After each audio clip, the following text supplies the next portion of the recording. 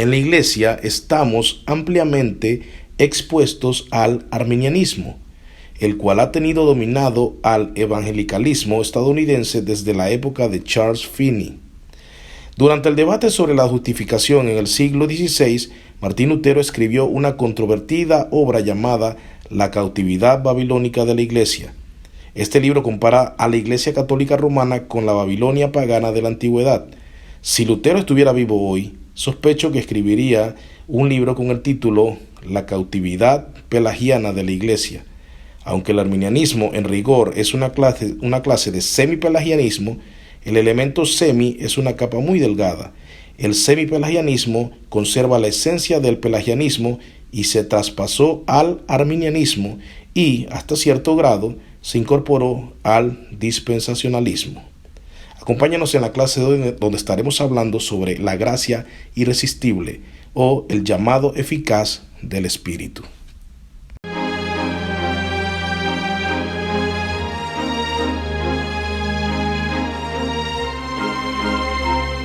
Dice que la gracia irresistible evoca la idea de que nadie puede resistir la gracia de Dios. Eso es a lo que alude la gracia irresistible, ¿ya? Sin embargo, vemos que en la historia el hombre vive resistiendo esa gracia. Un mejor término entonces para gracia irresistible, al igual que hemos hecho con las demás letras del acróstico de TULIP, que hemos cambiado el nombre para como quede más claro. Asimismo, entonces, el término para la gracia irresistible sería gracia eficaz, ¿ya? Una gracia eficaz. Y entonces la idea de gracia eficaz es que la gracia de Dios es tan poderosa que puede vencer nuestra resistencia natural a ella. La gracia eficaz entonces, la gracia de Dios es tan poderosa que puede vencer nuestra resistencia natural a ella.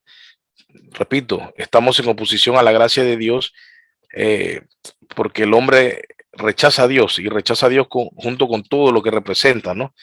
Rechaza su gracia, rechaza su cruz, rechaza su sacrificio, rechaza la expiación en ese sentido, ¿no? En oposición a Dios. Por eso el hombre no busca a Dios en consecuencia está enemistado de Dios y rechaza todas estas cosas. Sin embargo, la gracia efectiva entonces significa que la gracia salvadora afecta lo que Dios quiere que sea afectado con ella. O sea, así como vimos que la expiación era limitada, ¿no? En un sentido que ya lo explicamos, así mismo la gracia también se va a aplicar a aquellos que tienen expiación limitada. O sea, aquellos por los que Cristo murió, ellos van a recibir gracia. Y esa gracia para ellos va a ser irresistible. Obviamente, para los que Cristo no murió, no van a recibir la gracia irresistible porque no van a recibir la gracia. Entonces, eso debemos entenderlo claramente. O sea, se recibe la gracia porque hubo expiación por esa persona que recibe la gracia. Y obviamente esa persona que recibió la expiación fue una persona que fue elegida incondicionalmente. ¿Por qué tenía que ser elegida? Porque estaba depravado o corrompido radicalmente. O sea, vemos el tulip cómo va progresando. Está depravada totalmente la persona en el sentido, ya vimos qué sentido es depravado, no es que es tan mala como puede ser, sino más bien es que el pecado ha afectado cada parte de su ser. Ya, el pecado lo ha corrompido. Entonces, ahí tenemos lo que era la corrupción radical. Bien, entonces como el hombre está en ese estado, no puede hacer nada para venir a Dios. Entonces, cuando Dios elige a los que quiere salvar, se da lo que es la elección incondicional. Luego, esos a los que él elige, expía, ya expía, o sea, hay expiación por esos pecados de esos que él eligió. Y obviamente, ¿cuál es el método para traerlos a él, para que reciban esa expiación que ya se ha hecho? Es a través de la gracia irresistible. O sea, es irresistible para el que ha sido llamado, ha sido elegido y sus pecados han sido perdonados, la sangre de Cristo ha lavado sus pecados y como dice el salmista, su transgresión ha sido olvidada. Entonces, tenemos que tener claro eso, es una progresión que hay allí. Entonces, gracia irresistible significa eso, que la gracia salvadora de Dios afecta lo que quiere ser afectado y no se opondrá o no encontrará resistencia. Hablando entonces de eso, de la gracia irresistible y de lo que provoca, que es la que hace que la persona pueda venir al llamado de Dios, pensemos en una pregunta que tal vez usted, bueno, tal vez se haya hecho, tal vez no. La pregunta es la siguiente: ¿qué es primero, la regeneración o la fe? ¿Qué es primero, la regeneración o la fe? Algunos dicen que la fe antecede a la regeneración, otros dicen que la regeneración antecede la fe. Pregúntese eso, ¿qué es primero?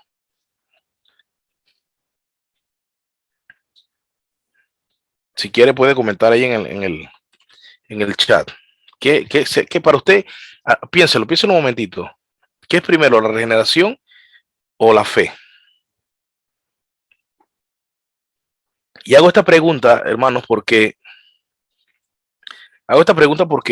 como, eh, como un cristiano que sigue la teología reformada o que se identifica con la teología reformada, con la fe histórica, eh,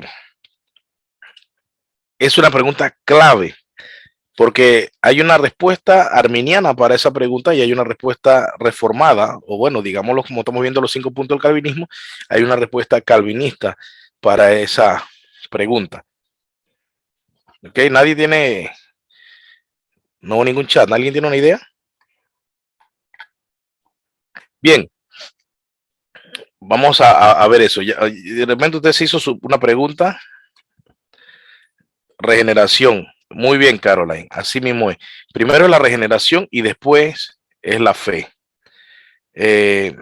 ¿Y por qué pregunto esto? Porque como dije, va a haber una respuesta arminiana y una respuesta calvinista. El arminiano dice que el hombre primero tiene fe y luego es regenerado, imagínense. Porque el hombre está en sus pecados y logra poner la fe en Jesús. Logra poner la fe en Jesús y entonces cree. El momento que él cree, entonces él es regenerado. Pero eso no es lo que me enseña la Biblia. Eso no es lo que enseña la Biblia. Entonces, tenemos que primero la persona es regenerada para que crea. O sea, se le da un nuevo nacimiento. Esa persona es otra persona, o sea, recibe vida o es resucitado, por decirlo así. Y entonces ahora puede tener fe, puede acceder a la fe. Y de eso se encarga la gracia irresistible. La gracia irresistible se trata de eso, de lo que el Espíritu Santo eh, hace la labor de regenerar para que entonces se produzca la fe. Ahora, eso tampoco quiere decir que es una cosa de días, eh, porque también hay otra pregunta: ¿qué tan distante es una de la otra, la regeneración o la fe? Hay gente que dice, comete un error al decir que la regeneración puede darse, o mejor dicho, que la fe se da un día, pero tú no te has regenerado. Y a veces han escuchado la frase, por ejemplo, de que no, es que él no ha sido regenerado, pero supuestamente va a la iglesia y supuestamente tuvo fe. No puede ser así. Entonces, aunque esa frase a veces la he escuchado y se ha dicho, eh, entendemos que la regeneración tiene que darse para que haya fe. Por lo tanto, la persona no puede creer sin regeneración. O sea, que decir que, bueno, él va a la iglesia, él es cristiano, pero no ha sido regenerado. Él cree, pero no ha sido regenerado. Eso no tiene sentido bíblico. Más bien, la regeneración permite la fe. Ya, la regeneración permite la fe. Entonces, vamos a hablar de eso. Entonces, fe y regeneración dentro de este título de gracia irresistible. Dentro de esta letra vamos a hablar de eso. Si hay algún punto que divide la teología reformada de otra teología históricamente, es la cuestión entre la fe, entre la relación, de la relación entre la fe y la regeneración, como ya lo dije ahorita. De acuerdo con la teología reformada, la regeneración precede a la fe. Y esto es clave, esto que sí es clave, no cronológicamente, pero lógicamente en términos de prioridad necesaria. ¿Y por qué no cronológicamente? Por lo que dije hace un ratito. No es que tú eres regenerado hoy y tienes fe el otro año, o en 6 meses, o en un mes, o ni siquiera en una semana. Tampoco es correcto al revés, que tú eres regenerado y tienes fe, creo que así lo dije, bueno, o al revés, pues como sea, ya ninguna de las dos puede pasar con una distancia ni de una semana, ni de un mes, ni de un año, eso no es posible. ¿Por qué? Porque cuando se dice que la regeneración antecede a la fe es una cosa breve, o sea, hay regeneración y hay fe, hay regeneración y fe inmediatamente, no al mismo tiempo, pero tampoco separadas tanto, más bien es un acto seguido uno del otro, ¿ves?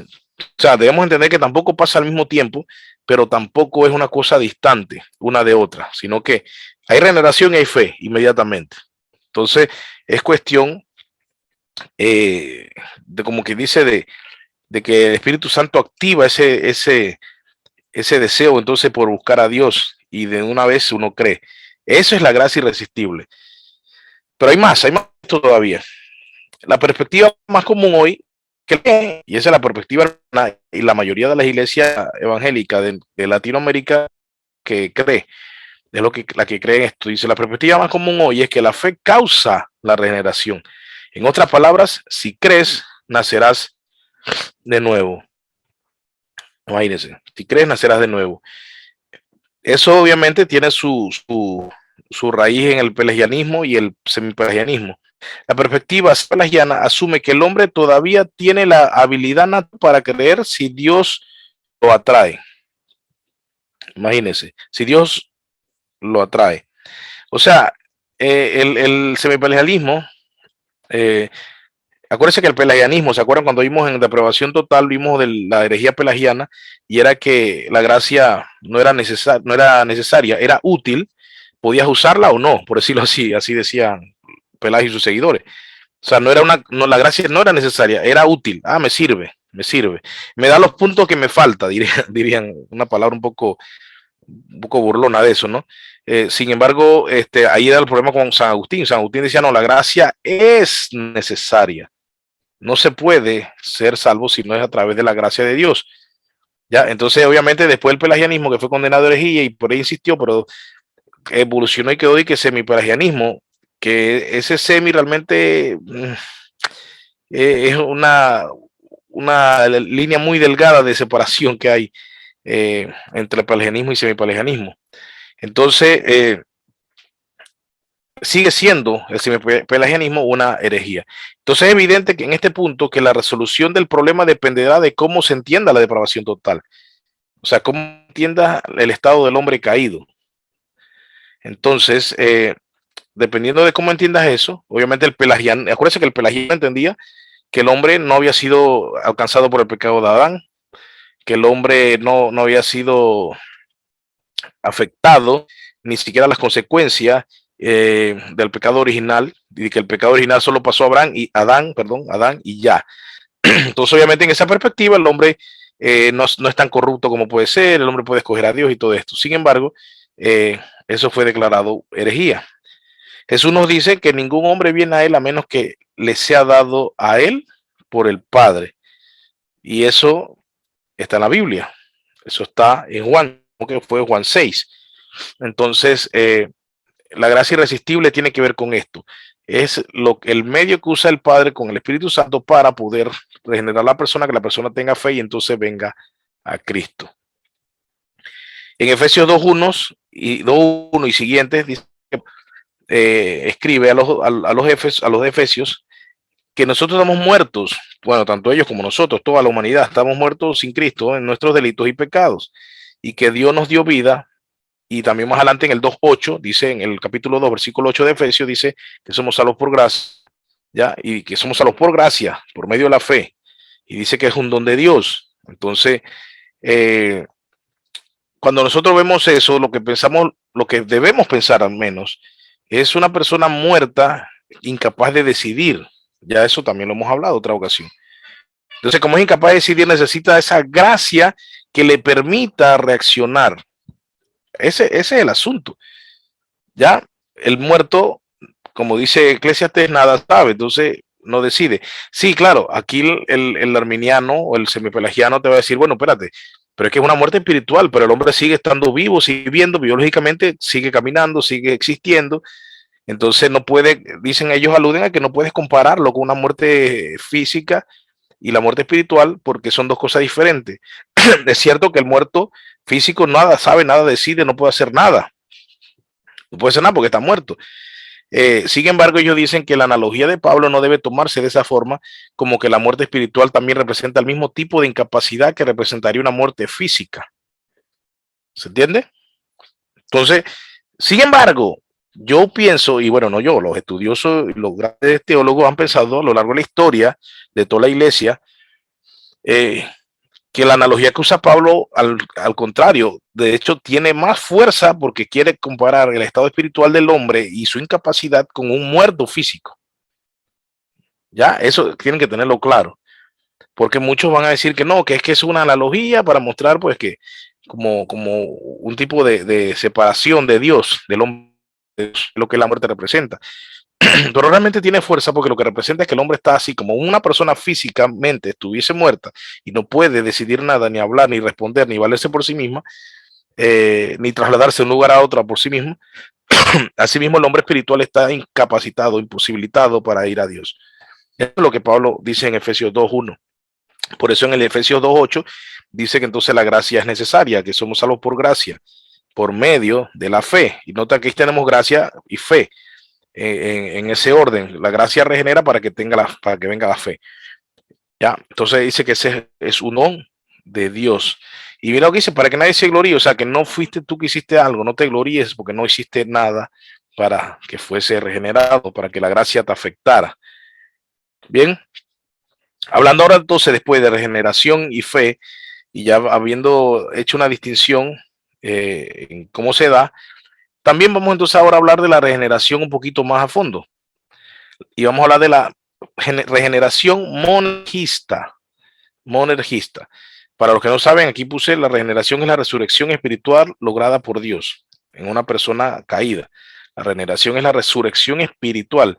O sea, Efesios 2:1, estamos muertos en nuestro delito y pecado. Entonces la regeneración es la resurrección de esa muerte espiritual a vida espiritual. Por eso dice después, más Él nos dio vida en Cristo.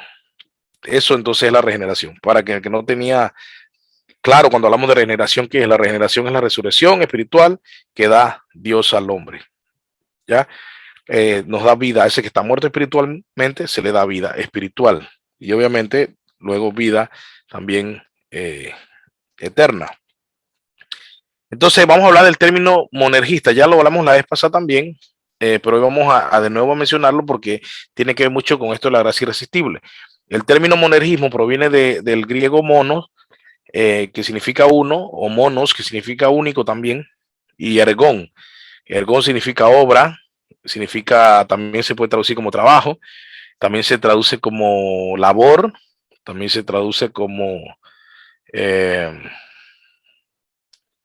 sí, como una acción también se puede traducir la palabra ergón. Entonces, cuando hablamos de monergismo, estamos hablando de una obra o de la obra única o un trabajo que se realiza de manera individual, no en forma cooperativa, no es cooperativo, sino es individual, mono, único, uno, y trabajo de uno, el trabajo de uno, la acción de uno, la obra de uno, la labor de uno. Ya, eso significa entonces monergista o monergismo, sería eso, ¿ya? Entonces la regeneración es monergista. O sea, ¿qué quiere decir monergista? Que la regeneración depende de una persona, depende del trabajo de una persona, de la acción de una persona, no de dos, de una, ¿ya? De la labor, es algo que hace una persona, monergismo, ¿ya? Que viene, ya les repito, de mono y ergón. Entonces, aquí quiere decir que el hombre entonces no tiene participación en la regeneración, sino que es Dios quien a través de la gracia irresistible lleva a cabo esa regeneración. El monergismo enseña que el Espíritu Santo es el único agente eficiente en la regeneración, pues la voluntad humana no tiene inclinación hacia la santidad hasta que ha sido regenerada y por lo tanto no puede cooperar en la regeneración. Ya se dan cuenta que primero la fe y luego la regeneración. Eso, los arminianos colocan eso en ese orden porque muchas veces lo que quieren defender es que está la fe que ellos han creído y empieza la regeneración, empieza el hombre en su proceso de santidad, empieza a andar en el camino de Dios y entonces esa obra se la atribuye entonces al hombre y conjunto con Dios. Por eso es que entonces está lo que es el sinergismo. Aquí abajo en la última línea dice la posición contraria sería el sinergismo, que viene del griego sin, que es junto, o que de ahí viene, acuérdense la palabra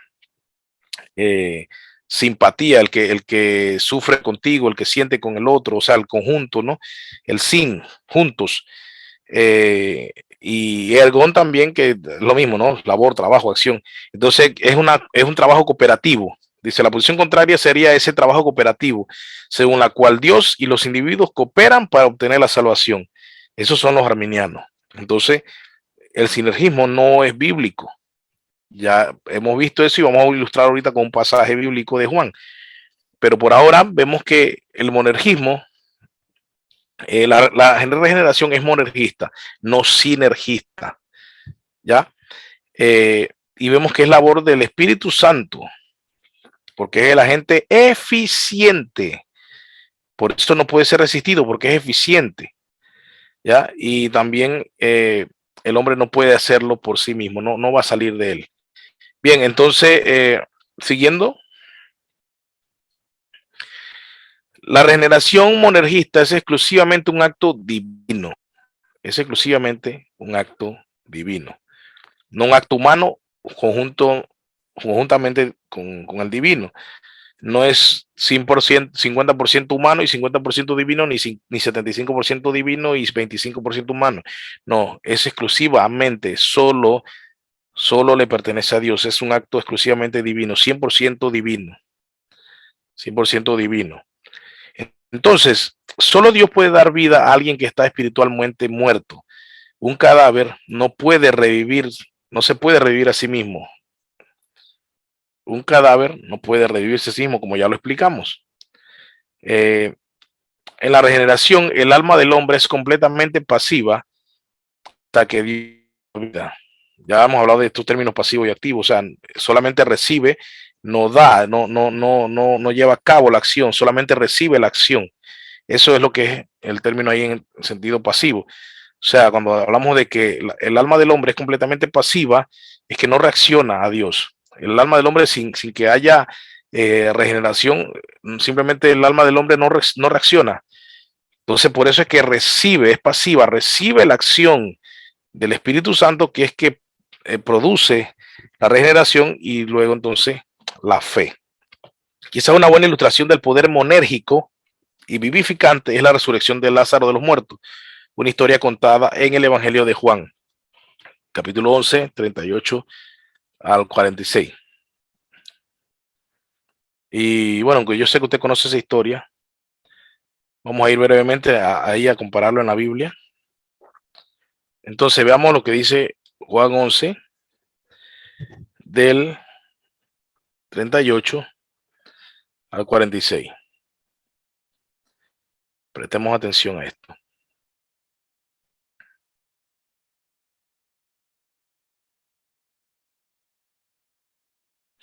Entonces Jesús, de nuevo profundamente conmovido en su interior, fue al sepulcro. Era una cueva y tenía una piedra sobre ella. Jesús dijo, quitad la piedra. Marta, hermana del que había muerto, le dijo, Señor, ya hiede, porque hace 4 días que murió. Jesús le dijo, ¿no te dije que si crees verás la gloria de Dios? Entonces quitaron la piedra. Entonces quitaron la piedra. Jesús alzó los ojos a lo alto y dijo, Padre, te doy gracias porque me has oído. Yo sabía que siempre me oyes, pero lo dije por causa de la multitud que me rodea para que crean que tú me has enviado. Tremendo eso que dice Jesús allí. Yo sabía que siempre me oyes, pero lo dije por causa de la multitud que me rodea para que crean que tú me has enviado. Habiendo dicho esto, gritó con fuerte voz. Escuchen, habiendo dicho esto, gritó. ¿Quién? Jesús, con fuerte voz. Lázaro, ¿qué dice? Lázaro, ven fuera. Noten esto, Lázaro, ven fuera. Y el que había muerto salió, los pies y las manos atados con venda y el rostro envuelto en un sudario. Jesús les dijo, desatadlo y dejadlo ir. Noten esto, dejadlo ir. Ahora, si aquí usted puede ver la muerte de Lázaro y la resurrección de Lázaro, por la orden de Jesús, vemos aquí lo que es el trabajo único o el trabajo de una sola persona, en este caso de Jesús, ordenando a Lázaro que venga fuera. Él no le preguntó, él no le consultó, él no le dijo, despierta, ¿te parece que te resucite? No, él simplemente, Lázaro, ven fuera. Lázaro quería que lo resucitaran en un sentido que él tuvo opción para decidir, o alguien le preguntó a Lázaro si quería resucitar, o Lázaro dijo, viene Jesús, ojalá me resucite. Eso no pasó. Lázaro estaba muerto ya, y dice que ya es día. Sin embargo, Jesús da una orden. Lázaro, ven fuera. Y Lázaro, dice, el que había muerto salió. Noten eso. No fue que revivió, y esto es lo interesante. No fue que Lázaro revivió y Lázaro se quedó sentado así para que Jesús le repitiera de nuevo, Lázaro, que te dije que saliera. Y él dijera, no, espérate, que ya me resucitaste, pero déjame decidir por mí. O sea, el texto no me dice eso. El texto me dice que Jesús le dijo, Lázaro, ven fuera. Y Lázaro salió. Punto. Y Lázaro salió. Entonces, luego dice dejarlo ir. Ahí el muerto entonces trabaja. ¿Ves? Todavía el muerto sale y Jesús dice desátenlo. Y luego que lo desate dice dejarlo ir. Ahí Lázaro puede actuar por él. ¿Se dan cuenta? Ahí entonces Lázaro actúa. Ahí entra él en el juego. No en la resucitación, cuando lo resucitan, sino cuando ya después entonces él puede decidir por él, tiene la facultad. Por eso nosotros no decidimos en la regeneración, sino que el Señor lo hace. Luego nosotros andamos. Obviamente se nos ha cambiado la inclinación, ya nosotros tenemos otra inclinación, tenemos otra nueva naturaleza y entonces ahora seguimos a Cristo. Pero primeramente nosotros vemos que Lázaro simplemente obedece sin consultar, ¿cómo se llama? Sin que le insistan, simplemente lo hace. Luego, dejarlo ir, ya él puede ir por él. O sea, no sé si quiero que usted vea esa historia, porque es una historia, no es una parábola ni nada, sino es una historia. Vean, así mismo Jesús. ¿Cuál es el propósito? ¿Usted quiere saber cuál es el propósito de esta narración aquí? Usted va a ver acá más adelante que está hablando a él va a hablar, está preparándolo para la muerte de Jesús y lo está preparando para ello, pero entonces él va a hablar también de que, ¿cómo se llama? Miren acá atrás, déjame ver dónde está.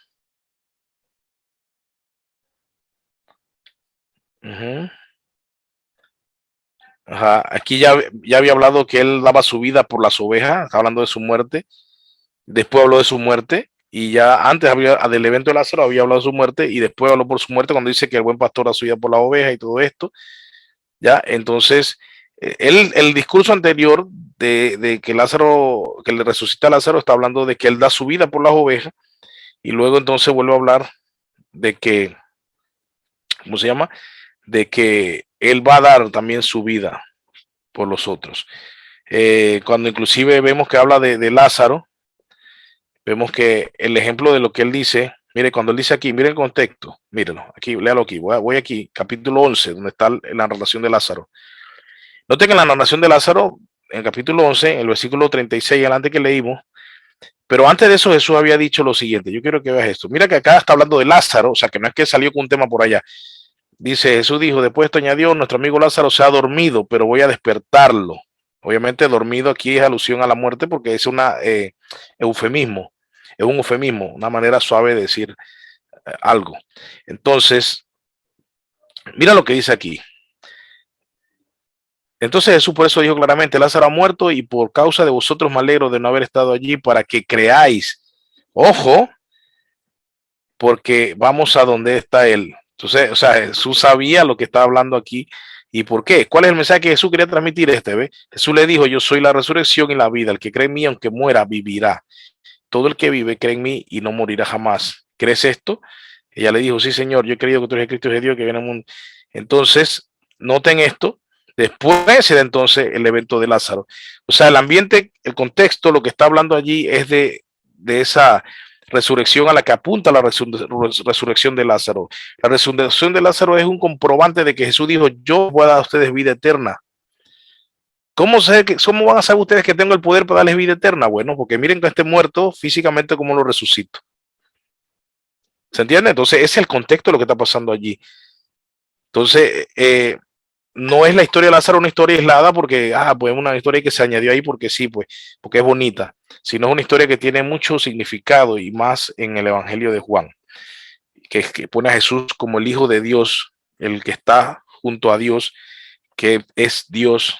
Entonces, eso es lo que quiere Juan hacer enfatizar allí en ese Evangelio, y es lo que se da. Siguiendo entonces con la regeneración, voy a compartir de nuevo.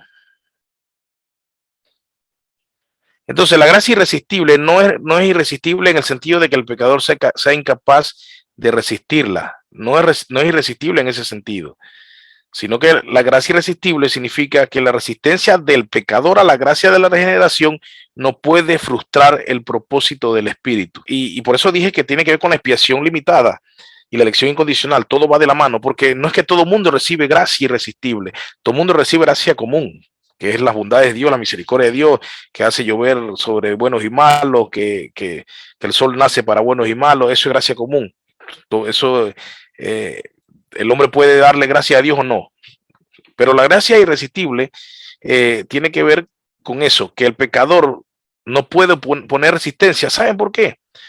Porque no puede frustrar el propósito del Espíritu Santo, porque cuando el Espíritu Santo viene y actúa, entonces logra abrir los ojos espirituales de las personas, y las personas pueden contemplar a Cristo, pueden contemplar una realidad que es la realidad mejor que cualquier cosa en la vida sin Cristo, que cualquier cosa en el mundo, ya que es una vida eterna con el Señor, y que es una vida inclusive aquí en la tierra, pese a cosas que se pueden vivir, pruebas, tribulación y todo esto, que es mucho mejor, más agradable que cualquier otra vida sin Cristo, aquí también en la tierra, ¿ya? Entonces, la gracia común, la gracia irresistible, perdón, tiene que ver con eso, que no frustra el propósito del Espíritu Santo, porque el hombre que recibe la gracia va a acceder. La gracia de la regeneración es irresistible en el sentido de que es invencible, pero no, como, o sea, voy a leer esto y les digo algo. Dado que la gracia de la regeneración es monergista y no requiere de nuestra cooperación, su eficacia reside en sí misma y no en nosotros. Dado que es monergista, o sea, que es Dios trabajando directamente, sin ayuda de nosotros, sin cooperación de nosotros, entonces es el poder.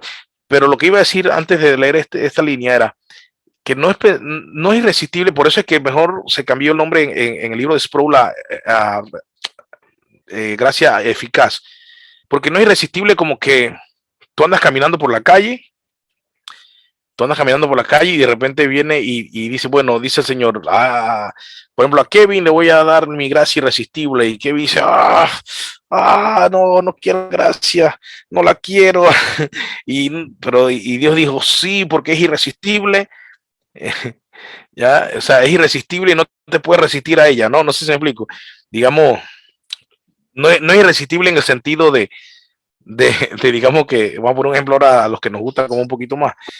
La gracia irresistible no es irresistible en el sentido de que, como si fuese un pastel y una persona está sobrepeso y tiene problemas con el azúcar y ve una tarta que le gusta muchísimo y es irresistible, no puedo con ella, y termina comiéndola en contra de su voluntad porque sabe que le hace daño y todo, pero la come.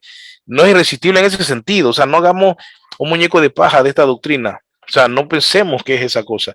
Es irresistible no porque el hombre pueda ponerse a luchar, es irresistible porque su propósito se da. Su propósito se da. Y el que recibe la gracia irresistible la recibe feliz. ¿Me entienden? O sea, la recibe contento, no hay problema con recibir la gracia. Entonces, por eso es que, como dije, Sproul cambió el nombre a gracia eficaz, porque porque irresistible siempre da la idea de que hay una lucha, que hay una lucha. Me explico, cuando uno habla de irresistible, ya los hombres cuando dicen y que no, esa chica es irresistible, bueno, es esa lucha que ya ustedes saben, pero no se trata de eso. Por eso es que aunque el nombre está y ese nombre es el nombre histórico y por eso se sigue usando, porque si no habría que cambiar el tulip a quién sabe qué. Sí, lo que quiere decir es eso, que el que recibe esa gracia va a recibir gustosamente esa gracia porque la gracia es efectiva, porque esa gracia va a regenerar su corazón, va a abrir sus ojos a una nueva, ¿cómo se llama? Vida, a una nueva manera de ver la vida, a un enfoque distinto. Y entonces esa persona ya no va a vivir como vivía antes. Es irresistible porque no frustra el propósito del Espíritu Santo, sino que lo logra. Es invencible porque no hay pelea y siempre va a triunfar. ¿Ya? Entonces, por eso pensemos, si quieren, para que sea menos problemático, comenzar en gracia eficaz. Y así usted puede entender bien el concepto del cuarto punto del tulip o la cuarta letra del tulip. Bien.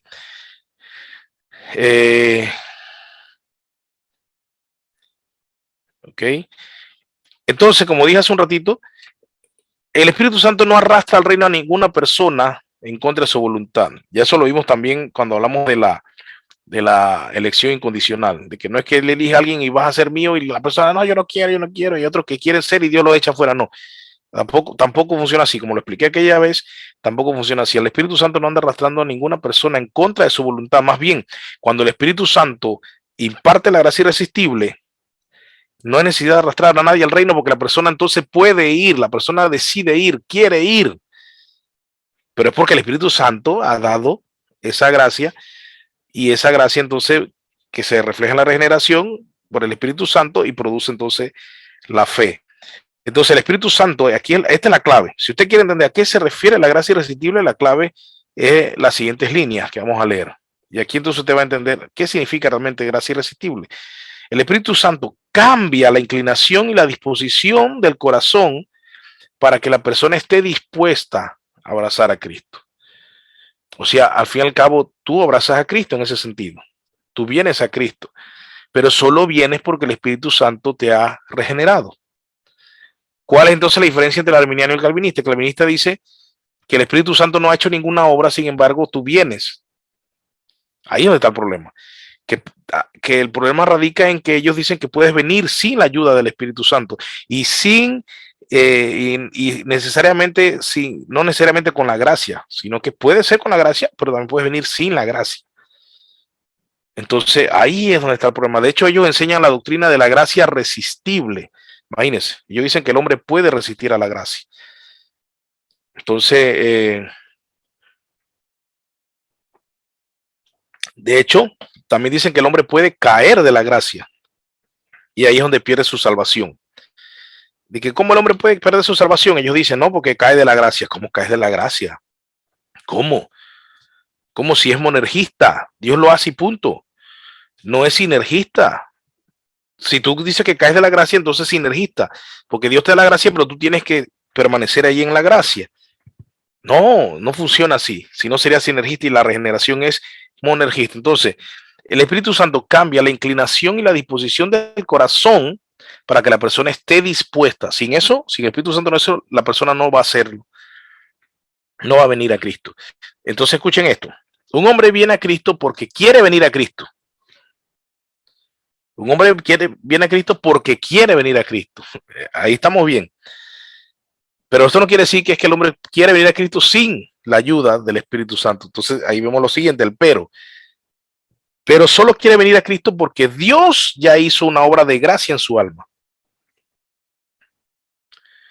Presten atención a eso. Leo de nuevo las tres líneas. El Espíritu Santo cambia la inclinación y la disposición del corazón para que la persona esté dispuesta entonces a abrazar a Cristo. Un hombre viene a Cristo porque quiere venir a Cristo, pero solo quiere venir a Cristo porque Dios ya hizo una obra de gracia en su alma, que entonces es lo que lo habilita para venir a Cristo. La regeneración entonces es monergista, porque es la obra de Dios solamente porque solo Él tiene el poder de cambiar la disposición del corazón. Solo Él, no el hombre. El hombre no puede cambiar ya su corazón porque el hombre está corrompido radicalmente. y el hombre no quiere buscar a Dios, dice que no hay nadie que haga lo bueno, todos se desviaron, se hicieron inútiles. Entonces el Espíritu Santo inyecta la gracia de Dios en el hombre, se produce la regeneración y por ende la fe, y entonces el hombre viene a Cristo. Entonces el hombre viene a Cristo, pero solo viene porque se ha dado esa dosis de gracia que se necesita para que el hombre venga a Cristo. Pero es la obra de Dios. Ahora, después que la gracia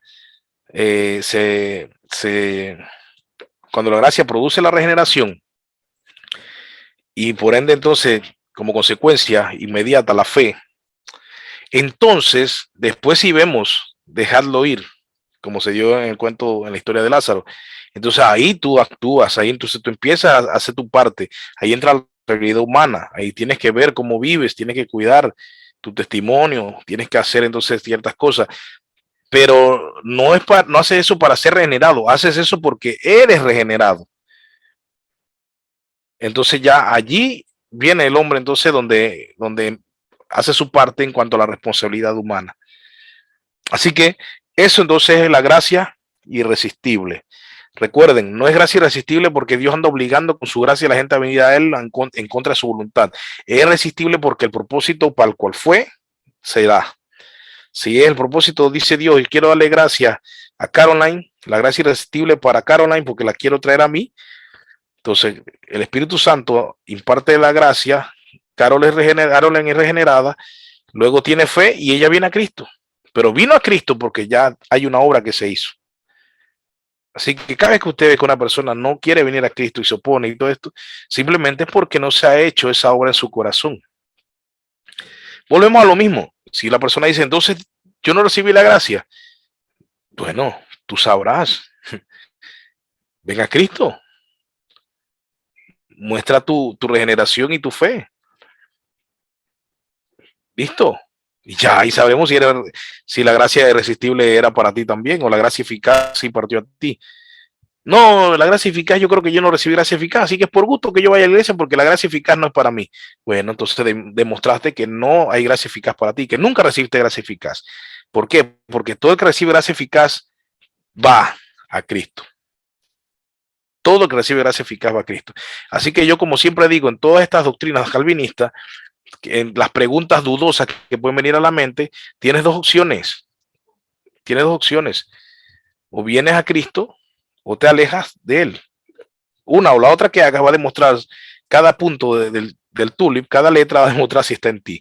Por ejemplo, repito, yo fui elegido, no soy elegido. Bueno, tú sabrás, no, yo no voy a la iglesia, mejor me aparto y no quiero ser nada de Dios porque no soy elegido. Bueno, demostraste que no eres elegido. Bueno, yo no sé si soy elegido, pero yo quiero buscar a Dios, sigo en la iglesia, sigo metiéndome, sigo leyendo la Biblia. Entonces estás demostrando tu elección. El otro, expiación limitada. La expiación fue hecha para mí, el Señor pagó todos mis pecados. Bueno, no sé, dime tú. No, yo creo que no, así que me voy de la iglesia. Ok, demostraste que tus pecados no fueron expiados. No, yo voy y creo en Cristo y sigo buscando porque yo sé que mis pecados han sido pagados. Listo, entonces demostraste que la expiación limitada fue para ti también. Y así con la gracia. Yo recibí gracia. No, mejor no, que yo no recibí gracia. Bueno, demostraste que no recibiste la gracia eficaz. No, bueno, yo no sé si tengo la gracia de Dios o no, pero yo voy a la iglesia y busco de Dios y leo la Biblia y trato de meterme siempre y de ser una persona que muestra a Cristo. Bueno, entonces estás demostrando la gracia eficaz. ¿Se entiende? Es fácil. ¿Dudas? Haz. Tienes dos opciones. O haces respaldando que sí lo tienes o simplemente le das la espalda pensando que no lo tienes y efectivamente comprobarás que no lo tenías. Eso, y cuando vamos a la perseverancia de los santos, que es el último punto de los 5 puntos calvinistas, vamos a hablar de lo mismo. Al final vamos a resultar en lo mismo. Bueno, yo no voy a perseverar porque yo creo que yo no soy salvo, así que yo no persevero. Bueno, efectivamente, demostraste que en ti no hay perseverancia en los santos. ¿Por qué? No eres escogido, no han sido tus pecados expiados y no recibiste gracia.